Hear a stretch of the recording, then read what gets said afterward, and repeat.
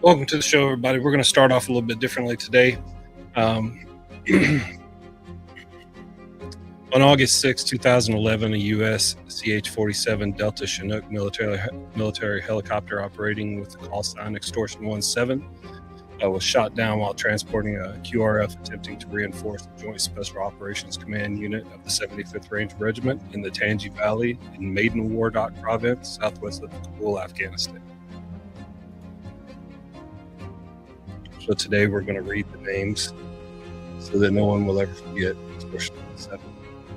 Sergeant Alexander J. Bennett, Specialist Spencer Duncan, Chief Warrant Officer Brian J. Nichols, Chief Warrant Officer David R. Carter, Staff Sergeant Patrick D. Hamburger, Tech Sergeant John W. Brown, Staff Sergeant Andrew W. Harvell, Tech Sergeant Daniel Zerby, Petty Officer First Class Derek Benson, Chief Petty Officer Brian Dill, Petty Officer First Class Christopher Campbell, Petty Officer First Class Jared Day, Petty Officer First Class John Dongdara, Chief Petty Officer John Foss, Chief Petty Officer Kevin A. Houston, Lieutenant Commander Jonas Kelsall, Master Chief Petty Officer Luis Langlis, Chief Petty Officer Matthew D. Mason, Chief Petty Officer Stephen Mills, Chief Petty Officer Nicholas Hull, Petty Officer First Class Jesse Pittman, Senior Chief Petty Officer Thomas Ratzliff, Chief Petty Officer Robert Reeves, Chief Petty Officer Heath Robinson, Petty Officer Second Class Nicholas Spihar, Petty Officer First Class Michael Strange, Petty Officer First Class John Tumuson, Petty Officer First Class Aaron Vaughn, Senior Chief Petty Officer Craig Vickers, Petty Officer First Class Jason R. Workman, and Navy SEAL Working Dog Bart. We'll never forget your names. Thank you for your service. Pop, how would you feel about a man my age saying I love you to his father? Oh, well, I never liked that sort of thing. See, I believe that feelings between older people should be kept inside and not spread out like mush or sugar or I love you, Pop. I love you, son, or syrup. You know what I mean? Yeah. I'll never say it. Me neither. Hey, look.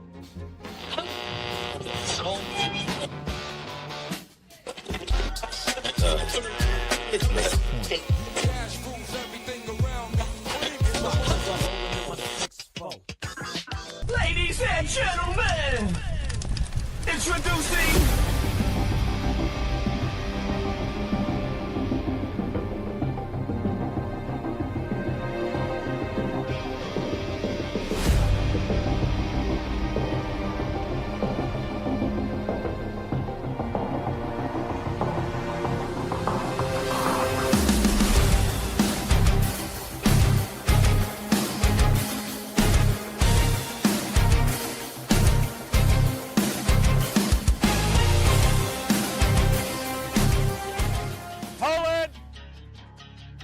And welcome to the show. Really appreciate you making it here today, Thursday, 7 p.m. You have made it to the Triple Threat Ed podcast. We appreciate you. I want to give a big shout out to our guest from last week. Came on, actually absolutely rocked it. Eric Morante, United States Marine Corps boxer, motivational speaker. We do have a special new segment coming up with because of Eric Morante. It's going to be the 30 seconds of chaos for Eric Morante. He wanted to see some guns and military stuff, so we're going to start doing that for Eric Morante every week. If you did not catch the live version or you don't want to go to our YouTube channel, appreciate y'all watching on YouTube, by the way. You can catch Eric at the VFW Post 8790 Boots and Heroes Gala. They'll be celebrating him. They'll be celebrating other veterans. Lots of good stuff going on. Again, that's the VFW Post 8790 Spring Branch Boots and Heroes Gala going. Lots of opportunities there. And if you don't watch the live show, you don't want to go to the YouTube, you can get our podcast anywhere you get your podcast. I usually watch it on Spotify. Check that out. Matt does a lot of hard work to get the stuff uploaded over there. But if you are watching right now on YouTube, Twitch, TikTok, and we put this one on Facebook just for reach, Like, follow, share, but be sure and comment. We love to see the comments over on TikTok. I see you guys over there. Appreciate you watching. And if you want to come on the show and tell your story, be sure and hit us up at triplethreatbeds@gmail.com.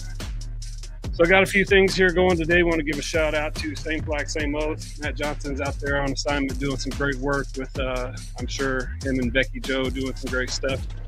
Big shout out to Kyle Schudick with Project Zero Alliance over there. Going to have their 5th annual Memorial Golf Scramble coming up on the 14th of September. I will be out there supporting Project Zero, Kyle Schudick and the crew, as well as supporting all the teams.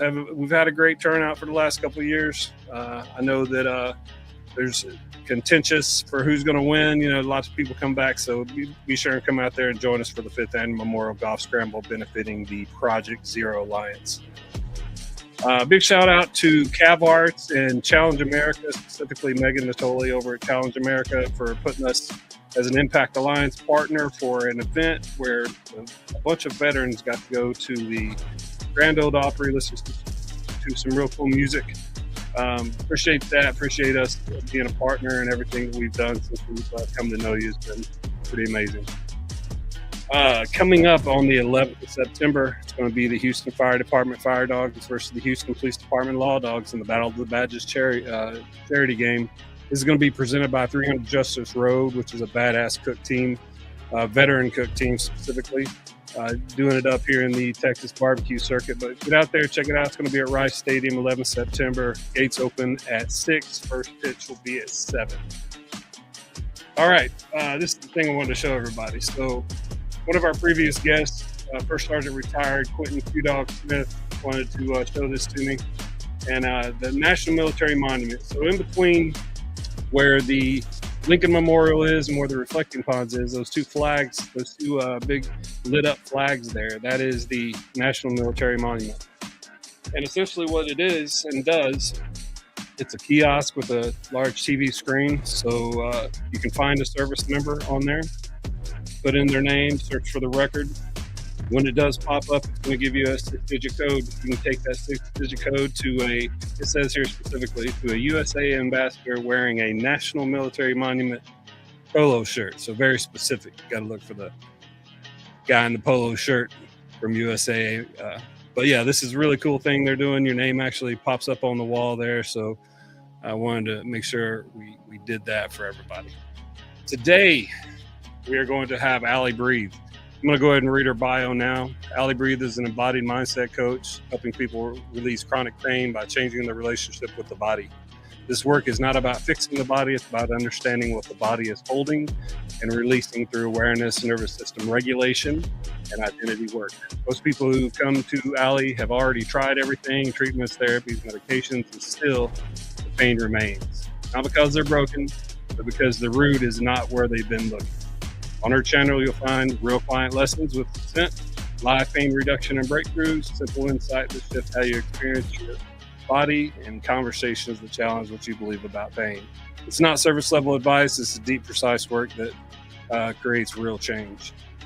So I was able to talk to her. I was referred to her from another friend of mine, friend of the show, Berto, and I had a great time talking to her. So I guess without further ado, since our friend Al didn't come in, he's not going to do a rant today, and like I said, Matt's out. Let's go ahead and bring on Aly Breathe. Welcome to the show, ma'am. Hello. Thank you so much for having me today. Yeah, absolutely. So, I mean, just tell us a little bit about yourself with the program, and then we'll get real deep into it. But like, what's been going on with you? How you been doing? Tell everybody where you're from and where you're talking to us today. Absolutely. Well, number one, I just wanted to say that, oh my God, what an incredible intro, and so many shout outs and so many people are involved, and the names that you read in the very beginning. I am so honored to be in that type of big project, and at the same time just knowing that there's so much involvement happening inside and behind the scenes, which is absolutely amazing. So thank you so much for having me on. That is deeply important and very meaningful for me to be part of it today, honestly. And a bit about me, I am right now in Montreal in Canada. I'm originally from Russia. I moved to Canada by myself at 22 with almost no money, no connections, no understanding how can I build my life here. And I built my life here from scratch, and I moved here, like I moved inside Canada many, many times, and just proved to myself and to other people that there are so many more things are possible that we can, or I was able to think about that are. And my work started when I understood that what my body was limiting myself from is not only solved by doing some physical things on the body level, but going deeper into the mindset level. That created a whole difference and the whole change for myself and for my clients eventually as well. I was working in 9 to 5, and then end of last August, it will be almost close to 12 months. At the end of this month, it's going to be 12 months that I got laid off, and I decided to bet on myself, which was the scariest thing ever. Many people think that, the scariest thing is to move by yourself across the world and build your life from scratch at 22. But the scariest thing was to bet on myself when I know that I could have found a lot of income or a lot of opportunities in the job market. I decided to go ahead and help people like you, like veterans and founders, to find the alignment inside them and understand what is really happening. So in a nutshell, that's kind of the intro. I would love to go deeper. I love to go deeper in just general. We're going to go deep. So we're going to go back. We're going to go back and hit some of that. Like I'm really interested in the 22 years old coming here from Russia to Canada. And then, ultimately you saying that that's not one of the scariest things. It's how you're going to get income when you've already come here. So to me, that's like, we'll call it the North American dream. Like you come here for prosperity and you figure out like what the heck you got to do. So what I'm really interested in is the mindset aspect of it, because, I know we're going to get into your interview, but I just got to say this, the mindset, because all of your most premier athletes, most of your special operations and military in general, to be able to have to deal with some of the things we're exposed to, mindset really comes into it. So we're going to get into that. But first of all, tell me, I didn't realize, I never asked this part about you being from Russia, but tell me what you remember about growing up and being in Russia, and when you leave Russia to come here. Yeah, well, the idea was all like my parents were not very strict, like in a harsh way, but a good type of strict, because I loved it. And it was hard back then, but I didn't know that it was hard because I didn't know any other way. So my dad is a former athlete. My mom is and was very much into education and making sure that I have the best education ever. And it was a war in a way between them. My dad was very into me being an athlete, and he wanted me to be in sports and being an Olympic champion because it was partially his dream, and it was the way that he wanted me to achieve that as well. And my mom really wanted me to be in school, to be great at school, and to make sure that I'm using my head to the best, because in her own journey, it was the main way how she was able to succeed. So when I was 6 years old, I remember that I was waking up, like, I don't know, at 6 a.m. I was going to the swimming pool first, then I was going to school, full day at school, then I was going to one dance class, then I was going to another dance class, and then I was going to get my homework done, and then coming back to sleep, and then do it all over again. So it was quite intense, and that led to some of the not problems but challenges with I had a big stuttering.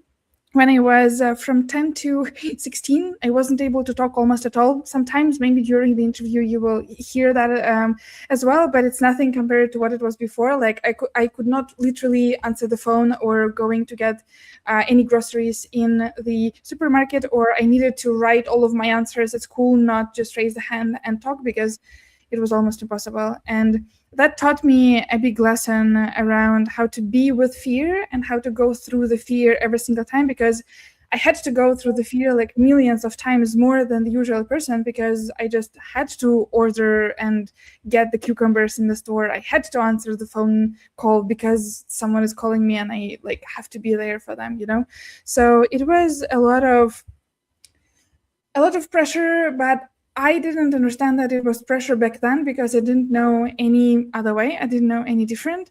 And right now, when I look back, I understand that there are so many things that were happening there that I didn't realize how big of an effect it had on me. And I'm incredibly grateful for the childhood that I had. I would not change a thing, but at the same time, I know that every single human being on earth, we are brought up into this world by not perfect humans, because no one of us are, and we all coming in the work that I do with myself and with my clients on mindset, we all come back into that childhood mode and understanding what are some traumatic experiences. And I'm not talking about big abuse or big things, but big things are important to go through as well, but even some small things that are affecting us that can really create the trajectory for our life that we would understand then and only later how it affects us. Like sometimes, and even yesterday, I was coming back inside of me and I was going through some things that my dad was telling me when I was in first grade, in fourth grade, or later on, and they are not on the conscious level affecting me every single day. I'm not thinking about them every single day, but on the subconscious level, they are still affecting, and only through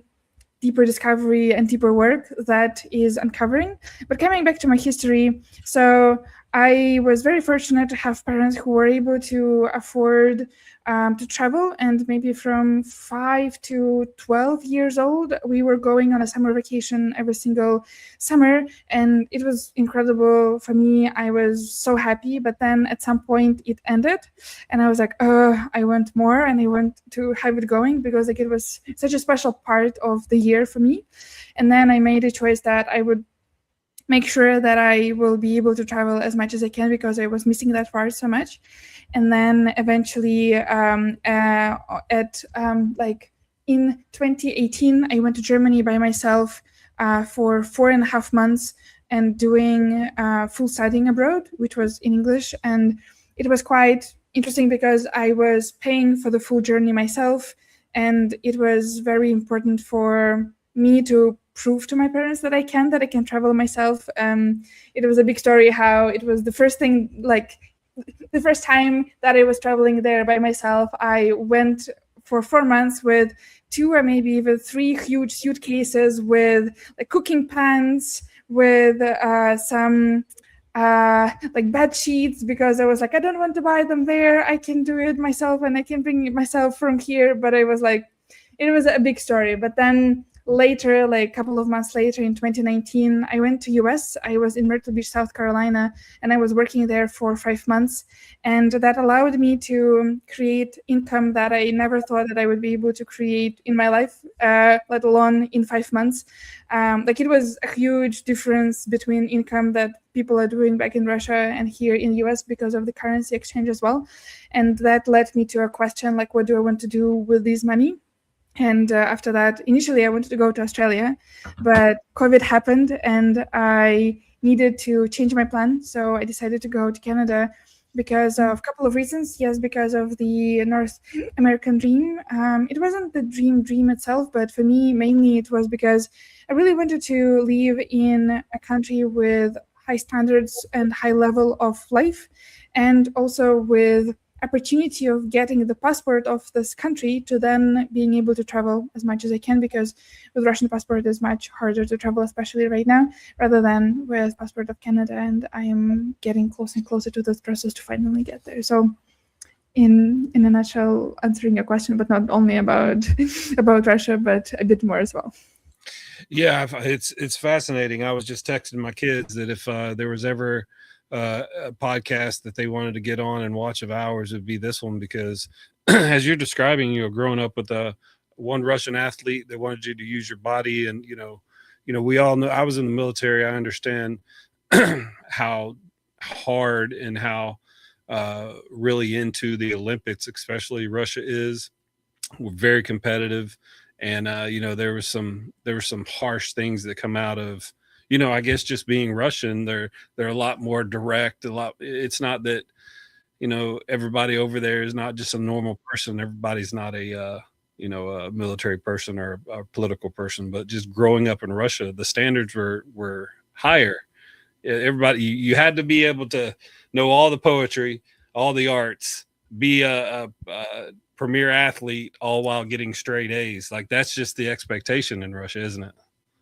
It is very close. Yes, I was lucky to not have that strict of all of the points that you've mentioned, but straight A's and ideally be a good athlete. Like, these are kind of things, not that they were expected, but they were wanted from me. And again, like back then, when you were just living in your world, like I've explained to you, the regular day of my life, I didn't have time for friends. I didn't have time to just breathe in, just watch anything and understand like, oh, there are other people of my age that are not that hardworking. And but again, yes, it was hard, but at the same time, I know that it created like it's always a coin has two sides, like positive and negative. And positive side is that I immigrated by myself. My whole family is back in Russia, and I've created a life here, and I've created wealth, abundance, like body and relationships that I want and I desire, and many friends all over the world. But the opposite coin, that sometimes I still struggle, that not struggle, but I still sometimes think about. At 6 years old, I made a promise to my dad that I would stand on the first podium of Olympic Games, because I wanted to take a picture on a first place of a podium that was just randomly standing on a street, and something inside of me was really into that. And I don't know that you can see that or not, but that picture is on my fridge. So my dad told me that I will be able to take a picture of you only if you promise, I was 6, that in life you will stand on an actual podium of Olympic Games, and in your honor will be the hymn of Russian Federation. And I was like, I am 6 years old, like how can I do that? Like, it's impossible. And how plus also for me, my dad's voice was like, he's an authority, I cannot like just lie to him to get a picture. And it was heavy on me, but then partially it created my constant desire to win everything and everywhere. And every single time I won something, I was coming back to my dad and running with a medal and saying, hey, I did it. But of course, on the back of my mind, I knew that it wasn't the one that I actually promised. And the other part is, I still like feeling that it's still not Olympic Games. And interestingly enough, in the last couple of weeks, I coached twice, 2 times Olympian. And I was like, oh, maybe kind of that is it, because I wanted, like, at some point I moved to Canada, and I was like, well, I don't think that I would be ever able to actually be on first place on a podium, but maybe I can be as a coach of an athlete, which I believe would be possible. But then, like a couple of weeks ago, I was coaching an athlete, and she was in handball of the USA team, and it was just like, wow, incredible. Like, it's partially coming to fruition, and maybe one day I will actually achieve that. But right now I am on the mission to find happiness and peace without achieving that thing. Because even me talking with my dad, like I talked many times with him about that, and he was like, it's not about first place. It is not about the first place on an actual Olympic Games. For him, it was mainly about, I want you to have a trajectory of your life when you don't just lay on the couch and do nothing, but when you keep helping others, keep creating abundance, keep achieving more things for yourself and for your clients as well. Like, that's what I wanted. Not that I really actually wanted like the first place. It's not the main goal. I wanted you to just get that trajectory going, and you got it, and I'm so proud of you. And I hear him saying that, but I'm like, yeah, I know, but I still want to have the first place on the Olympic Games anyway, Yeah, I mean, hopefully you get there by proxy as being a coach. That's very important. Like I was saying before, I'm sure we'll touch on this 100 times, but just the aspect of what I had my conversations with you, being a very direct military person. I was raised by Vietnam era Marine, so there was very stringent. My older brothers can really attest to this, but he was set in his ways and he wanted things done a certain way, and he would yell at you to get you to do them that way. And and I don't remember any of that being as traumatic as the fear of letting him down, especially with sports, and you don't go out there and look pretty, you better do the fundamental things. I was a catcher, I remember being yelled at, it to me, I used it and it helped, but I can see my kids, they don't appreciate me yelling. They don't appreciate the knife hand. Maybe my 13-year-old does, but so I invited them on the show if they wanted to come on just to be able to talk to you. But excuse me, I do want to talk about, okay, what was the culminating event that really made you want not necessarily be a counselor or be an embodied mindset coach, but to leave Russia to go to Canada? What was the culminating event that really started that process? It is a very interesting question because there was never one thing, one thing that was encompassing like this is and like that's my decision one day and go. Partially it was because I was able to make that money in the US that I would never be able of imagining that would be possible for me at how old I was. I was 20. I was 20 at that age. So I was like, so much money, I need to understand what to do with it. Many people are coming back and buying a house or a car, and like I'm not interested in that much. There was a potential that I would invest in my business and growing my business in Russia, but I was like, no, I want to move to another country and build my business there. The other part, like it was just that feeling of it. It's like it was a default feeling in me that was saying, I will just go and it's not that I didn't hate Russia, and I don't hate Russia right now as well, but there was a moment when I was like just a quiet knowing inside me that I will be traveling and I will be away and I will leave somewhere else. I won't be leaving here. Mind you, for my parents is very, very hard to accept because for my mom, I am the only kid, and it's very hard for them to still know and listen to me talking about that. And fortunately or not, like they like to follow me here as well, and most likely they will listen to this podcast as well and understand that too. But that is the reality. I know that yes, they want me to be back in Russia, but at the same time they want me to be happy more, right? So because they want me to be happy more, I am very openly telling them, I know that it will hurt you, but I don't see myself being happy in Russia. And of course, like they say that you didn't really try because Russia right now is different, but it's a conversation for another day.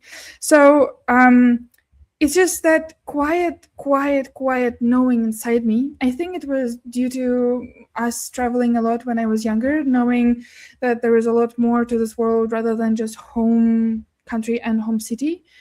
And yeah, it was just quiet knowing inside of me that I would go and I would try my best. And I was very busy, so I wasn't really understanding how hard it was. Many people around me were like in shock, like, you're 22, how you managed to do all of that? Like, that's so crazy and all of that. But only right now, when I look back at how many things I've gone through and how many quiet moments of loneliness and quiet moments of sadness and grief of me not being able to be by my family and with my family, even though I have incredible friends here and I won't be able to be here without them. But at the same time, like, I still am a human. I still love and adore my friends so deeply and love and adore and miss my relatives and my friends from back in Russia. It's still like, for me, it was kind of the idea of I will not be able to be satisfied with my life if I wouldn't move. Because for me, being there, it was just the normality, and I wanted to achieve some sort of success. And for me, moving out would achieve some sort of success. And for me, it was very important to be able to do that and to create that understanding for me, and also partially to show my not siblings, but my cousins and my relatives that it is possible, because many of them don't understand that is possible, but I wanted to be an example for them that everything is possible. Like that's partially was my idea as well. Oh, absolutely. I love that. So I do want to talk a little bit about this though. So at what point did you realize that you obviously have a lot of resiliency, you have high standards, you have a drive that, you wanted to see more of the world. And from a very young age, I was from a place called Corbin, Kentucky, and my family traveled as well. And this was back in the late 70s and early 80s. So you do have a sense of independence when you do a lot of travel. And so what part of that and all your experience brought you to the point that you knew that you wanted to be what you are, or at least start moving in that direction? When did that happen? Yeah. Well, there are a couple of ideas. I never knew that I would be able to, I never had that understanding and idea inside me that I know that I would be able to build successful life. Outside, I never had that feeling. I was like, I will try to figure it out. I will see. There was never a fear. I think I have more fear now in my business. Will I be able to make it work, rather than me moving to another country, which is interesting because I can use that example for myself as well as a proof that it is possible, and as a proof that I've done it already. So I want to go ahead and keep believing in myself and keep knowing that it is possible. And in terms of what I do right now, I am a coach, and I help people with letting go of the beliefs that they have in their head that's stopping them from achieving what they really want in life. And my way of getting there was, I was struggling with extra weight. I was struggling with not really loving myself, how I was looking in the mirror, and just hating myself and not being able to really accept my weight. And partially it was because, again, I adore and I love my parents deeply, and I know that it was said from the place of love.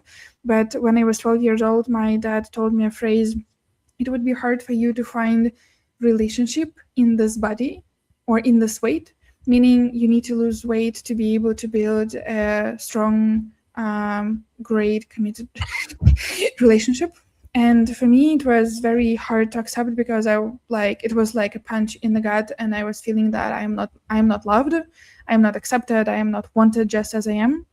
And it was pretty hard to uncover and to go through. And I think still that sometimes it affects me, but right now my connection with myself is completely different.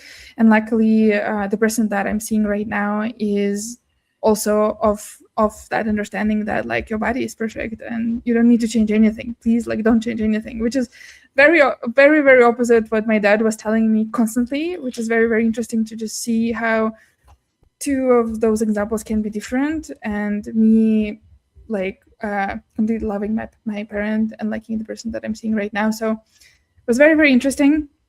And what happened is in 2021, I was about to go on, I've done so many diets by that point, so many programs. I was raw vegan by this point for 6 months. I was big and skinny. And then at some point I went on a program in 2021 that I thought would help me first. I thought that program was designed for me to help me let go of extra weight.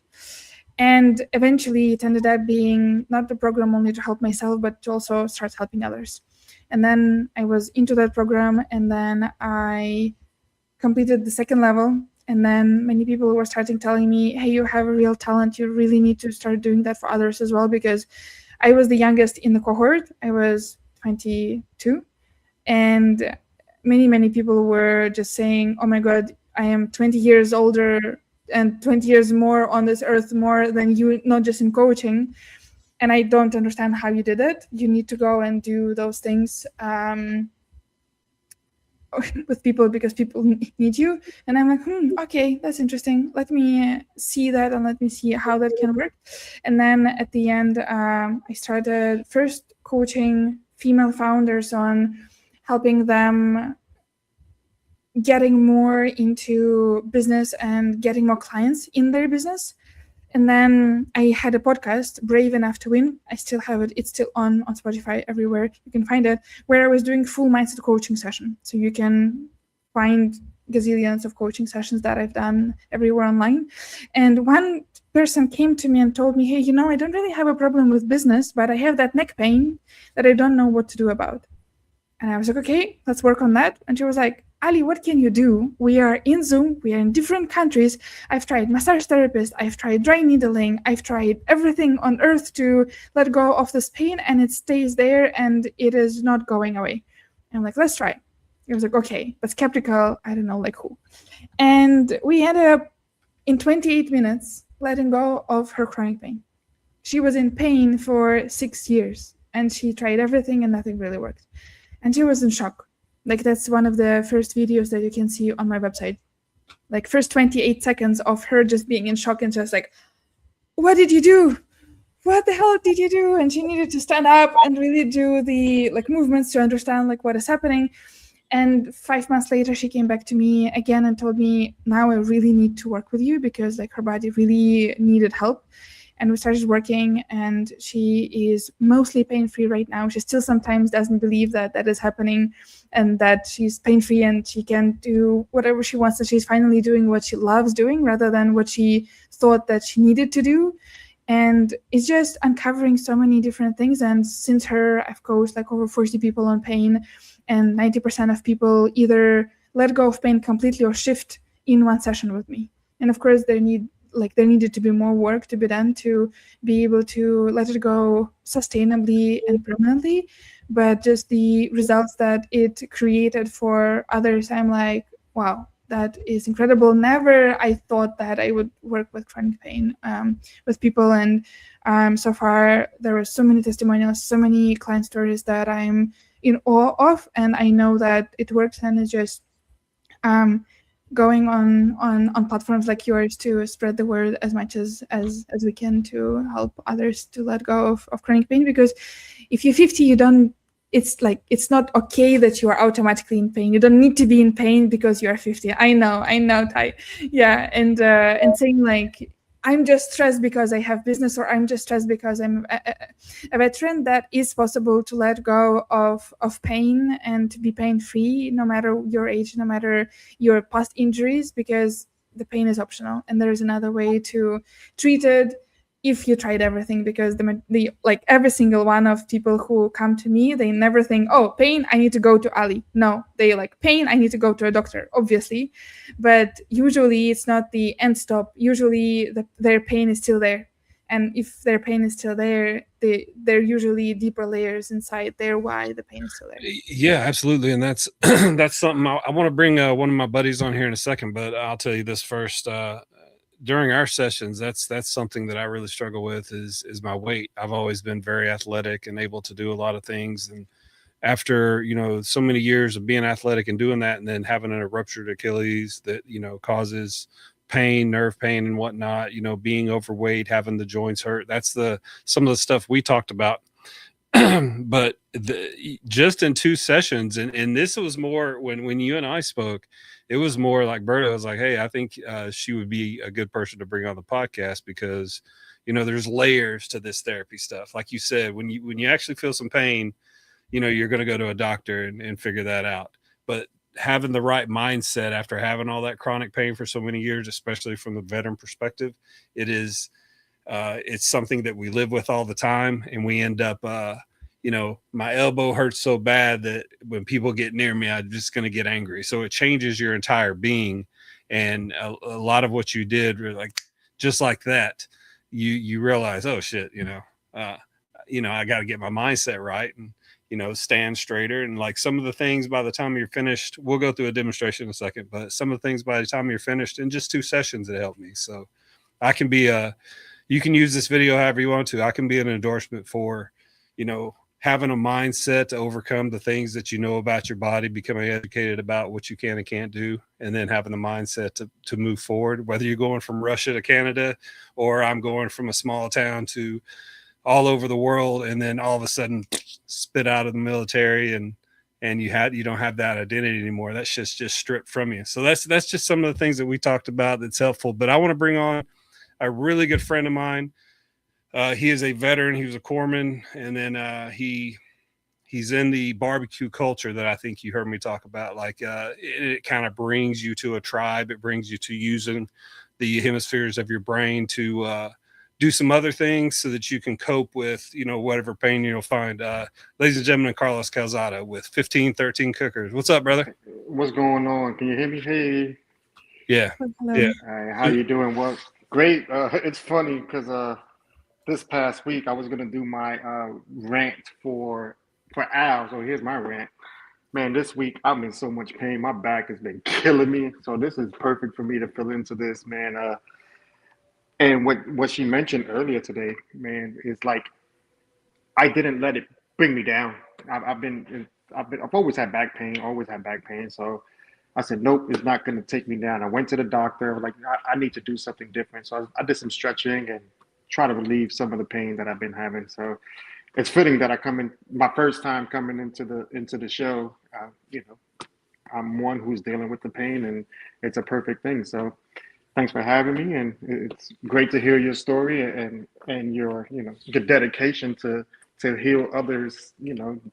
Because in the military, that's the first thing. As being a corpsman, as you mentioned, man, first thing I'm gonna tell you is take some medicine, change your socks, drink water, and just you'll be okay. So it's great to hear your story and how to deal with this. So thanks for having me. Yeah, absolutely. So Carlos is, like I said, we've shared a lot of stories. So kind of let's start talking about how this can help veterans specifically, if you don't mind, just waxing poetic with your practice and kind of what you do, Aly. Yeah, absolutely. Well, the pain itself is multifactorial. It has an injury component. Usually the pain is not appearing just in your right elbow when you injured your left one, or elbow. I mean, about shoulder. But it is like, yes, there is a physical injury usually connected with that, whether it's a surgery or an accident or anything like that. But then usually the pain stays inside the body of a person longer than the healing period. And healing period is sometimes a couple of months, maximum a year. But usually people coming to me after like 5, 10, 20 years of being in pain after an event that happened to this part of their body specifically. Yes, they may think that they re-injured that, or there were some more pain or some more tension, but the first event happened long time ago. The other part of that pain is emotional. What happens with the neurons and with emotions that we are processing, or usually not processing them, they are stored in the weakest point of the body. So if we take, for example, the example that comes to my mind right now is there is a kid in school and he is asked to give an answer and he is giving a wrong answer, and all of the room of the class is laughing at him because he gave a wrong answer. In his mind, the prison or the belief that he can start living in is, I am stupid. I am not good enough. I am stupid, right? And even though that event happened when that kid was 6 years old, but then, for example, at 35, the person was in army or at a sports event or maybe a car accident, the injury happened, but that emotional load that wasn't processed properly when the kid was 6 years old finds its way to get attached to the weakest point in the body. And when I go inside the person's, not body, but psychology and understanding, we are always connecting with the body first. We are understanding what the pain trying to tell us. What is that event that was happening that it is connected to? And 99% of times people they can't cognitively know that. because they cognitively think that they know the answer. If they knew the answer, they wouldn't come to me by that point right now, So when they come to me and they think that they know the answer, I'm like, let's see what your body is telling. And I am very deliberately asking them, can you please make sure that if your mind wants to shout something, you say to your mind, hey, I hear you. I want to hear what the part of my body that is in pain is saying. And we are listening to the wisdom of the body. We are listening to what the body wants to tell us. And usually we are coming back to the point of when that happened the first time. And for example, we are going with this person at the age of 6 years old when that happened. And it was quite traumatic for the kid, for example. Maybe later at home, no one really paid attention to that. And it was kind of laughed at and didn't take care of. So we coming back, nurture that kid, nurture that unprocessed trauma or incomplete signal that was created.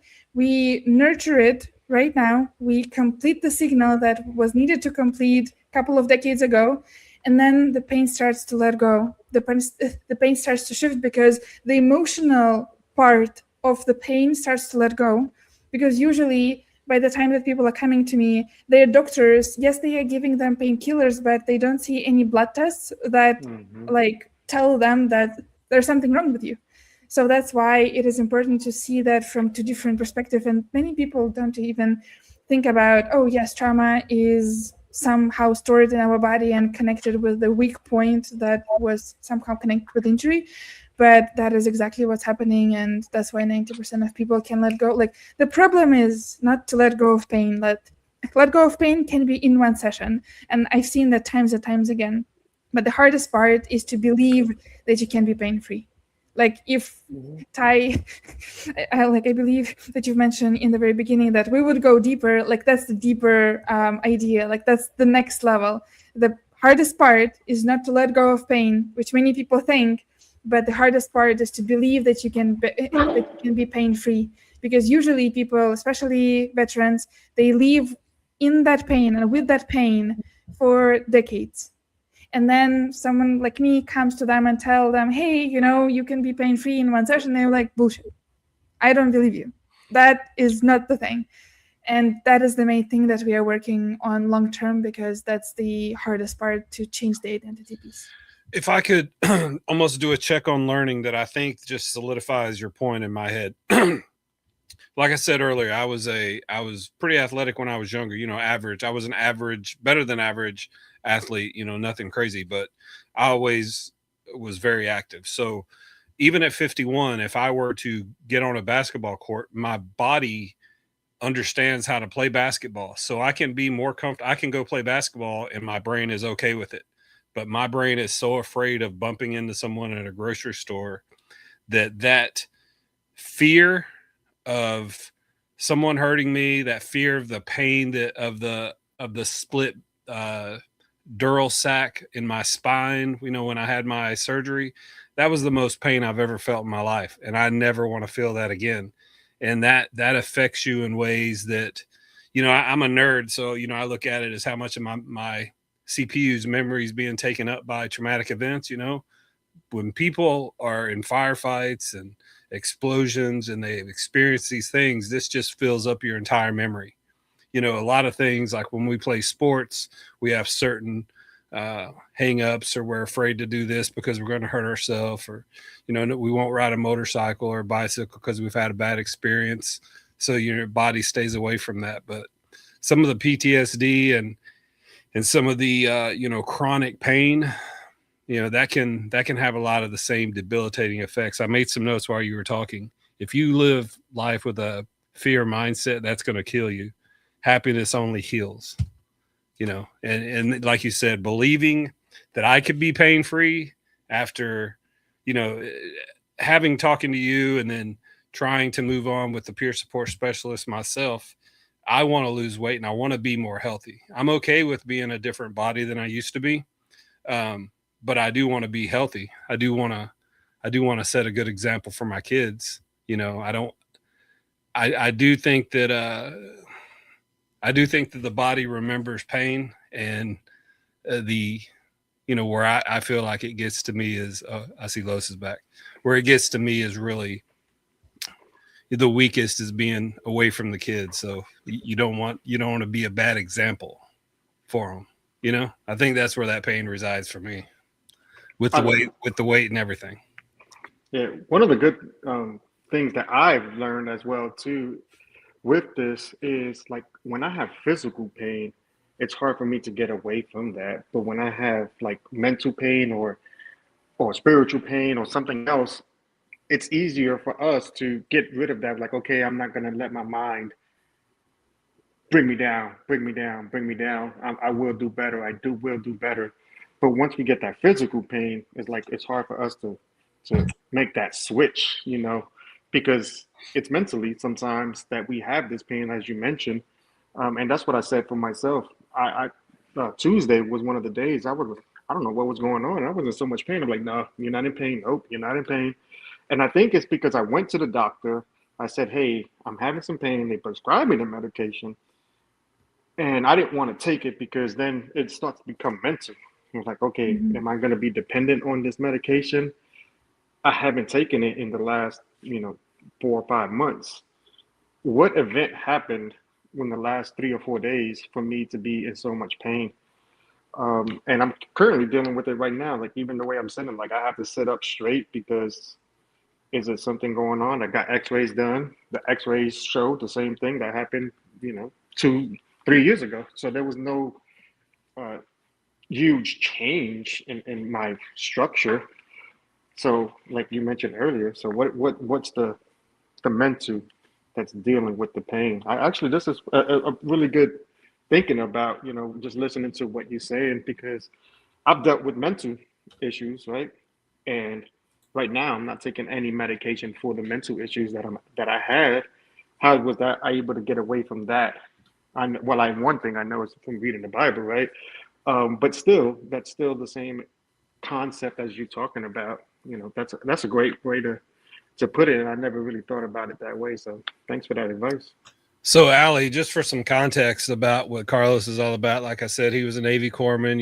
He deployed with the Marines, and as a medic, you're seeing some crazy stuff, and he's had to live with that. So he kind of got into the Texas Pitmaster, the barbecue world, where he's traveling every weekend. That's a whole logistics move that uses the same part of the head, the brain that we use as veterans. He's having to be meticulous about the meat, the carving, and he's won championships, grand champions in the Texas. Like this is a serious competition. Spending thousands of dollars a week. Yeah. He does.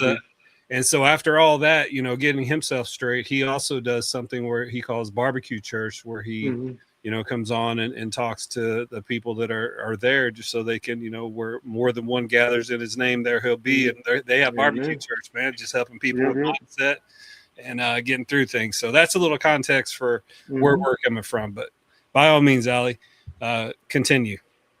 Thank you. No, but I just wanted to say, Carlos, thank you so much for sharing. And I'm sorry that you were in pain, and especially being a medic, knowing that you were able to help others, and right now understanding what to do for yourself and how to do that. And I wish that we would have had more time, and I would absolutely love to do a session with you right now, because there are definitely things that your body is storing, especially as far as I understand that the pain is on a very, very high level right now for you. And the way that I saw that you sit and the way that you're trying to hold yourself. So I understand that the pain is on a big level.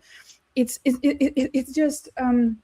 as I mentioned, many people try to understand it on the cognitive level. They are trying to think or mentalize their way out of it, or their way through the problem, and trying to find a way. What could have been a trigger? What was that thing that in the last couple of days that triggered it?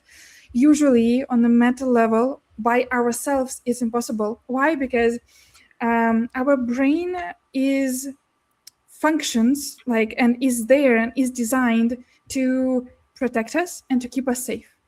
And these are the things that are creating the blind spots for us.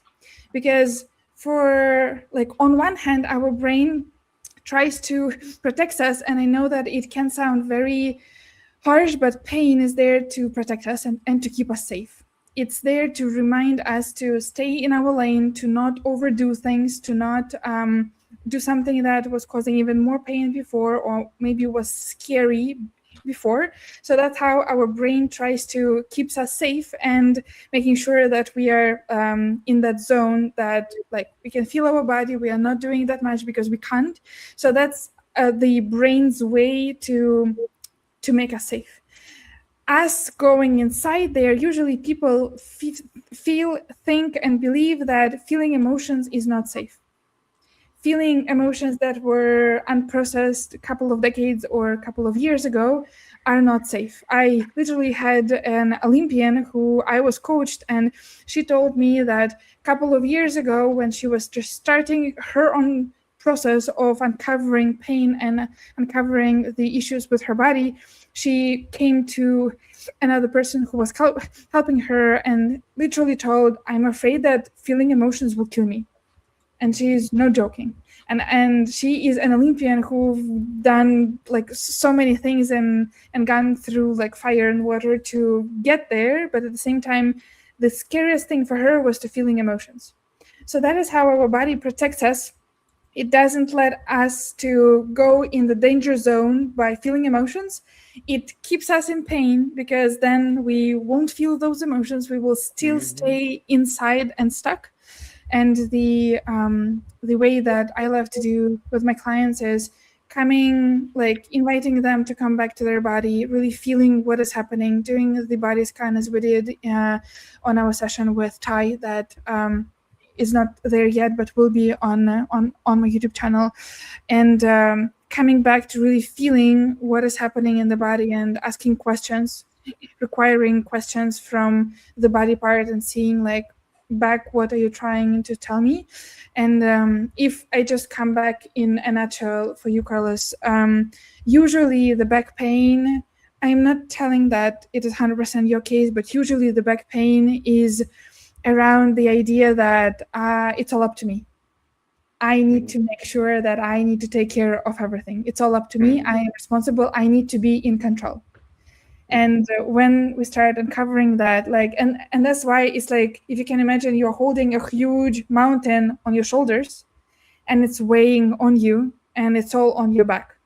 That is usually the idea that we are coming to with people. But again, the best way is for me not to anticipate or to think or try to predict, but is to do a session where we can really uncover and understand, because I can say many things and you can think many things of what it can be, but our body knows the best. And as soon as we can tap into that and really understand the wisdom that our body is trying to tell us, but we just don't speak the same language yet, or we just don't understand what the frequency is telling us about, then everything comes to an awareness, and we're like, oh yes, now I understand, you know.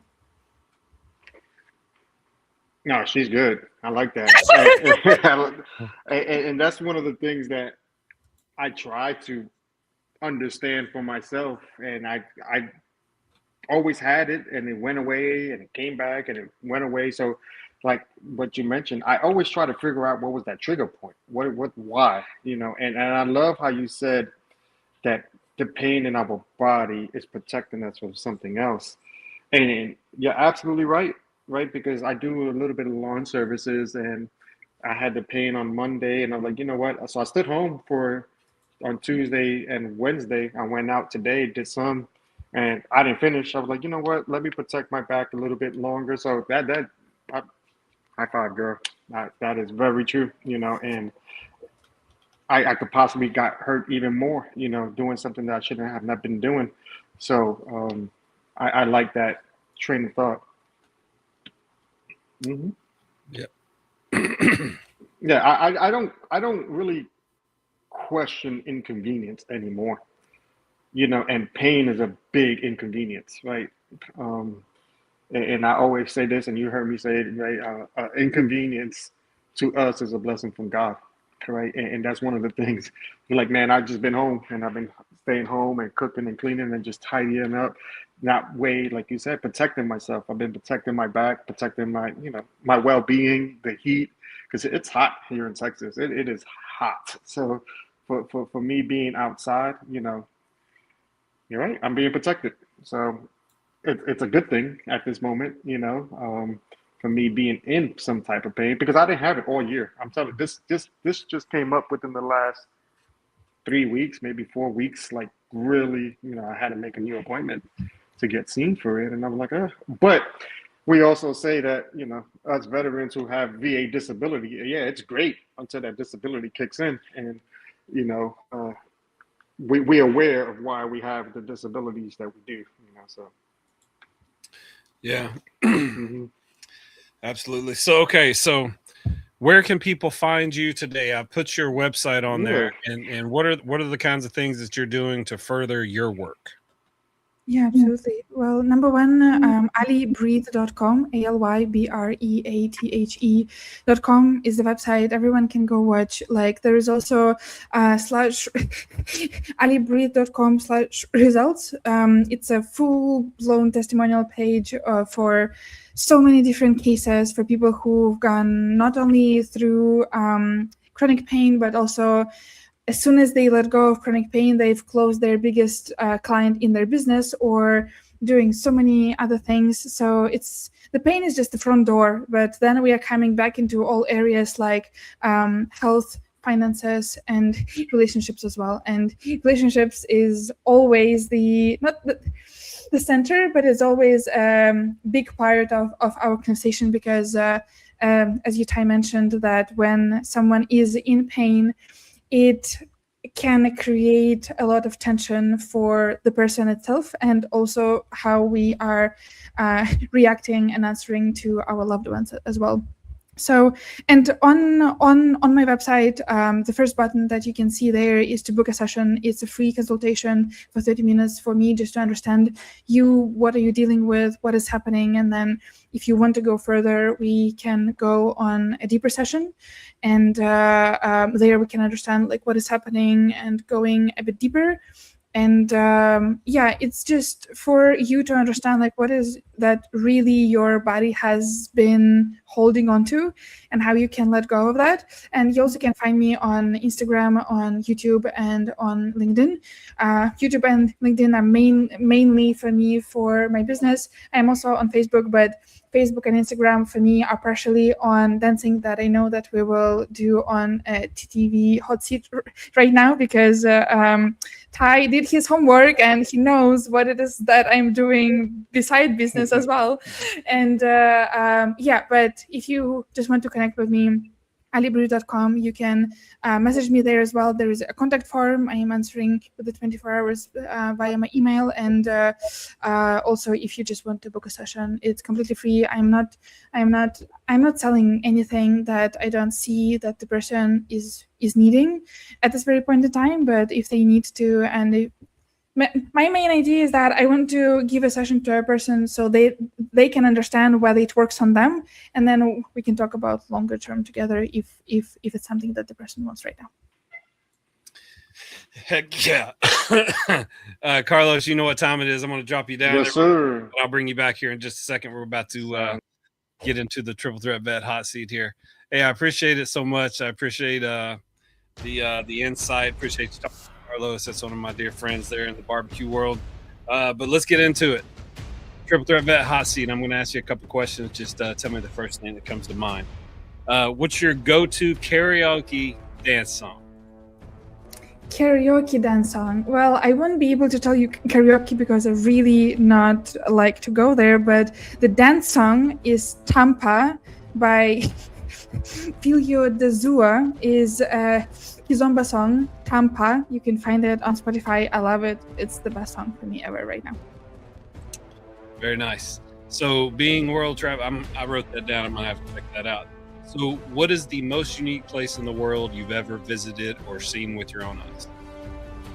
I really loved Bali. It was a very special trip for me with my cousin. The only trip that we took for two of us, and right now she is a mother. Bali and really going on a trip. We rented a scooter and we went on a trip on the whole island. She was scared in the beginning. I needed to convince her to go there with me. The best thing ever. All right. Absolutely. I'm going to ask you your first concert and your best concert. Well, I think the first concert was mine when I was dancing on the stage, because I was dancing a lot when I was younger, and it was the first concert where I was on the stage and dancing. And the best concert, the thing that comes to me right now, I was at a concert in Calgary.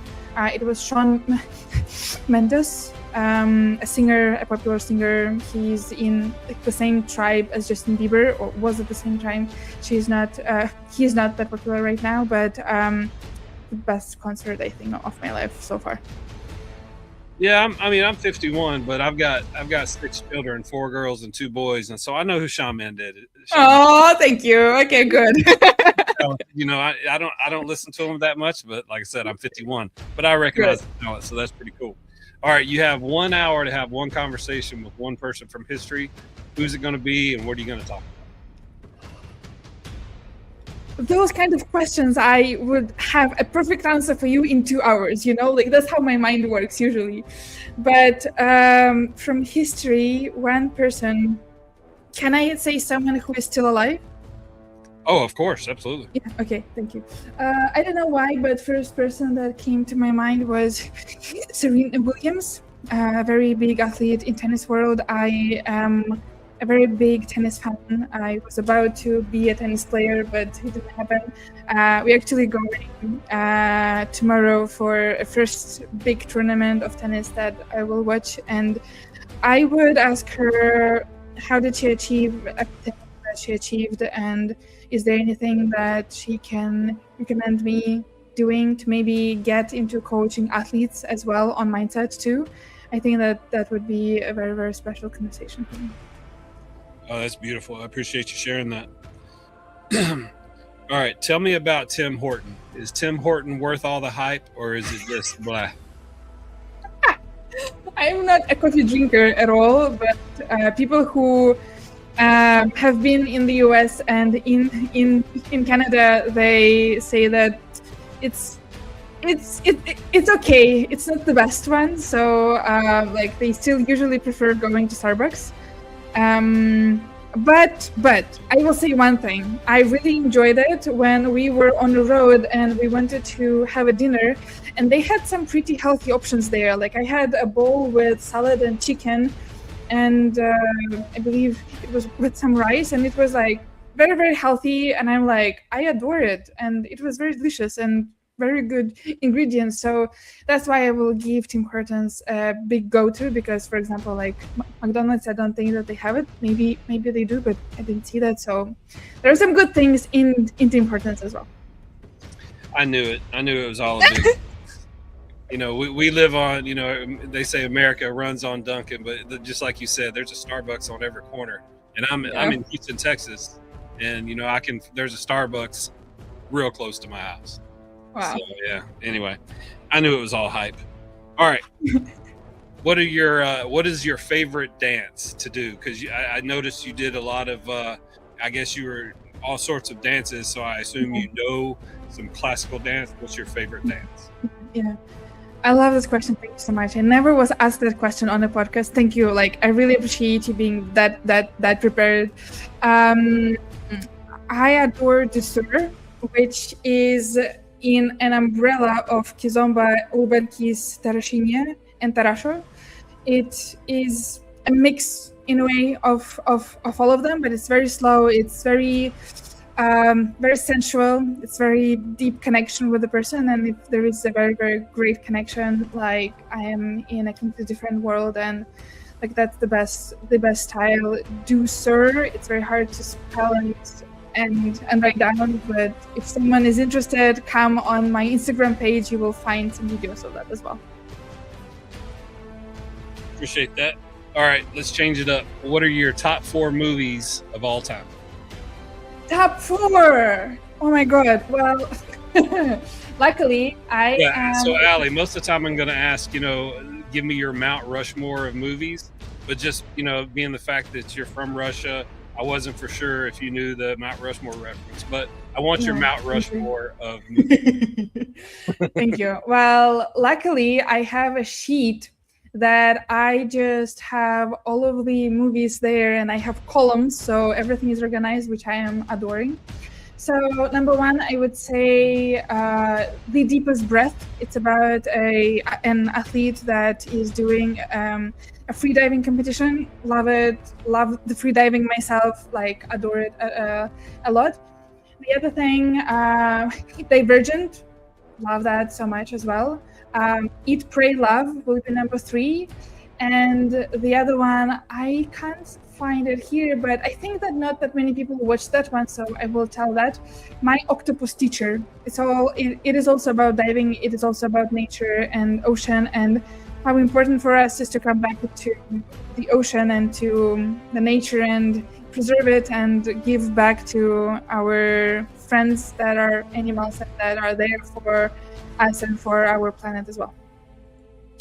Yeah, I do all kinds of research on people because I'm just intrigued by how people are. But the way your mind works and some of the things you've done after I started looking into it, like I loved having you on the show. I'm very appreciative that Berto introduced us. So I appreciate that. I'm gonna have to check out My Octopus Teacher. But I know Eat, Pray, Love and Divergent. You know, like I said, I have 4 daughters. Watch that entire series. That's pretty cool.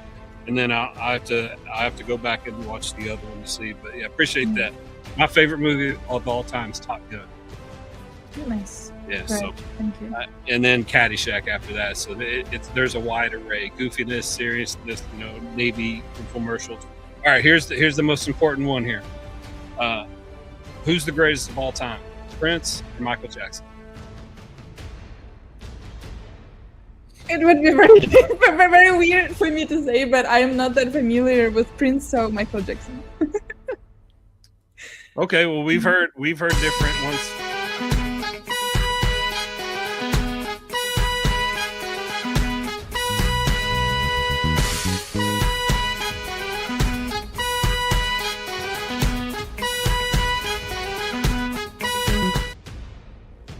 So as you can see, it's a contentious effort, but we're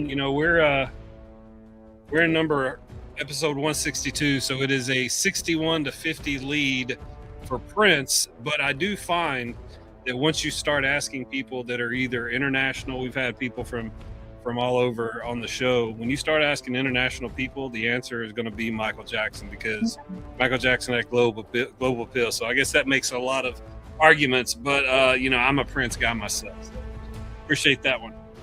All right, last question. I'd like to, we always ask, you've been on a lot of different podcasts. What do you think about our podcast? How can we do it? And if you don't mind, do you still speak Russian? Give it to me in Russian. It'll be fun for me to figure out what you say. If you say it in Russian, just give me the critique of the show in Russian. Critique! Я не знаю, что еще добавить, потому что это было потрясающе. Уровень подготовки, который ты провел, чтобы провести этот диалог, и как мы раскрыли много-много тем по моему детству, по тому, как я нахожусь сейчас и что я делаю для моего бизнеса, это было невероятно, поэтому у меня нет никаких других предложений. Один момент, потому что я очень sensitive to noise. I will say that in English, потому что иногда мне сложно говорить по-русски, потому что я говорю большую часть по-английски.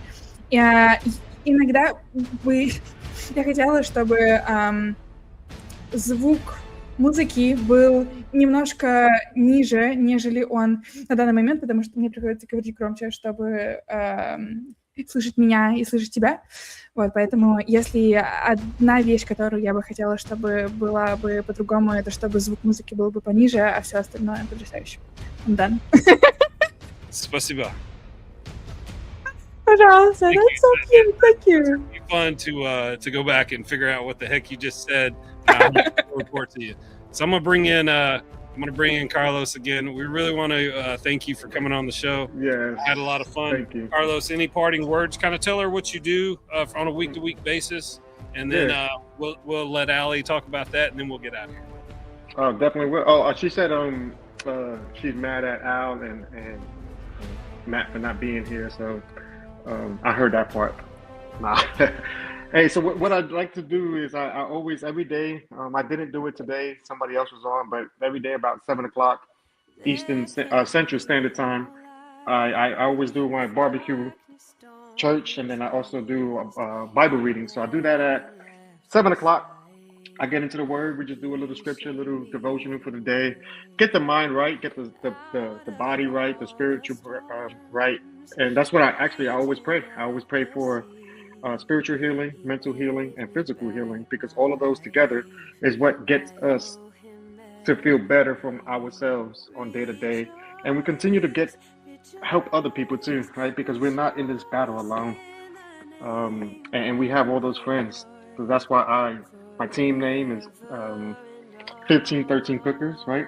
No greater love than one has to lay down a life for a friend, because we're here together, right? So our friends will continue to be there for each other, right? And also Jesus. And then I would always pray the word. Actually, I have it, one of them here. Pray, that's right. I have it here. You can see. Pray about everything, worry about nothing. Philippians 4:6. So that's one of the things I continue to do. And ma'am, I want to thank you for looking out for us veterans who are in pain that don't need medication, if that makes sense, right? Because that's the first thing, and I'm guilty of that when I was in the service as a corpsman, right? One of the things that I don't like from medical aspects is pushing pills down somebody, right? What other alternatives do we have to feel better? I know there's so much more that's out there. And this is something that obviously I will be interested in looking into, because we don't always have to take medication. To me, that's just big pharma trying to make money. Even though some medication do work, but for some of us, we just don't like, veterans especially, we don't like to take medication because we just think it's a quick fix. We want that long fix. So thank you for everything you do, Brother Todd. Thank you for having me on here. Al, thanks for missing, and Matt, thanks for missing, but I still support y'all. There y'all go. Yeah. That's what I'm talking about. Yes. Oh, I like that. Toma. Toma. Ladies and gentlemen, Carlos Calzada. Appreciate you, brother. We'll let you Hey, go. thank you. Yes, sir. Thank you for having me, ma'am. It was a pleasure meeting with you, and thank God. Yes, ma'am. Absolutely. And I would love to join services as well, because I'm curious about it right now. So please, let's connect, definitely. Oh, definitely, please. Yeah. So you can find every time that Carlos has a 1513's barbecue church, we will have it on our YouTube channel, and then tell them where they can find it on your social media, Carlos. So my name is Carlos Ruben Calzada Jr., and that's on Facebook, and on TikTok I am 1513 Cookers. And that's how you can find me on TikTok, and I believe it's the same way on Instagram as well too. So it's either Carlos Calzada or 1513 Cookers, and that's what I do it on TikTok. There you go, ladies and gentlemen. Carlos Calzada. Love you, Los. I'll holler at you. I'll probably, next time I see you, probably be at Danny D's, right? No, well, yes, seeing you, but I will be doing the El Campo cook-off next weekend, so I'll be doing another barbecue church then. So, and I think from this session, I might do my barbecue church on this, dealing with pain. That's what I'm gonna deal with. That's my message. Dealing with pain, just for you, and it could be physical pain, mental pain, spiritual pain, and I'm gonna write that up and give you a shout out, because you got me. You really did, and I appreciate the things that you do for the people who are dealing with some type of pain besides just medicine. So thank you for that. Yeah, absolutely. I'll. My daughter has her baby shower this weekend, so No, it's not this weekend. No, it's not this weekend. Yeah. It's the 14th. Okay, yeah. We're doing the boys are doing another podcast. We're going to be on the Barbecue Therapy podcast with Tavis. Nice. So cool. We'll be doing that. So we'll see you on that Saturday, I guess. But yeah, I'm looking forward to Danny D's too, brother. Yes, sir. I'm definitely will be there. Actually, I got to get with Jen to finalize some stuff, but I will be at the Danny D's. Yeah, definitely shout out to Jen for being the best promoter in the business. Love you, Jen. All right, ladies and gentlemen, Carlos Calzada. We'll talk to you later, boy. So, Aly, before we get out of here, if you don't mind, just tell everybody else one more time where they can find you, and then I'll drop you down, and then we'll get out of here. I appreciate you so much. Absolutely. AlyBreathe.com, ALYBRATHE.com, plus AlyBreathe.com/results. You can find all of the results and testimonials there, and connect with me, either book a session directly via the link on the website, or if you scroll down, there is a contact form.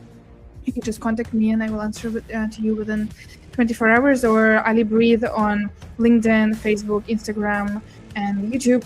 Find me anywhere. I would love to connect and seeing how we can release your pain, because you don't need to be and live with it every single day. There is another way.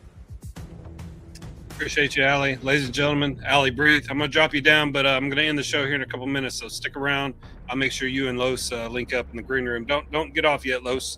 All right, here we go. All right, coming up in sports, as tonight, I do believe that the Hall of Fame game is going on, so I don't think we're going to be without football for the rest of the year. It's going to be a lot of fun. Hall of Fame game tonight, and then, of course, college starts on August 28th with the 7 p.m. game between Idaho and Cal Poly. Looking forward to football starting. We'll start doing our picks again. So future guests next week, we're going to have a gentleman named Mark Andrew. Is a firefighter, and then he's got a book named Leadership Through the Heat.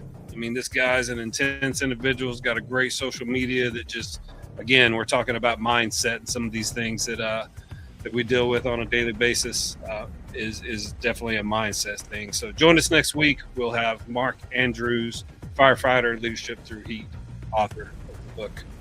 All right, I think that'll about do it for Al and Matt, who are out doing their thing with their families tonight. They'll be back next week. I am Ty Cobb. Oh, yeah, here's one thing I wanted to do. Wanted to make sure that I give this a test drive to make sure that the monument that I told you about page works. So let me bring this up real quick. Make sure this page works. So this is the USA page, the National Military Monument. It's got a nice little thing, as you can see right here. Is where the kiosks are, where you can take the picture. So you can find a service member, go in, type in the name, Martin Cobb for me. I'm not a junior. Fine, search the record. Appears to be multiple Cobbs. This one's me right here, Martin D. Cobb. So your name is on the monument. So if you wanted to view this name at the monument, you click on that and you take this to the USA ambassador wearing a national military polo shirt, and they can put your name on the wall and you can take a picture in front of it. I think that is cool as hell. So you may not think it's cool, but I think it's cool. So anyway, until next week, we'll talk to you soon. Be afraid and tell a friend something nice, just like Pat McAfee says. I think Al says, don't sweat the petty stuff, pet the sweaty stuff. And then, Matt, our CEO, is just an emotional optimist. If you or someone you know is in crisis, contact the Veterans Crisis Line at 1-800-273-8255. Then press 1.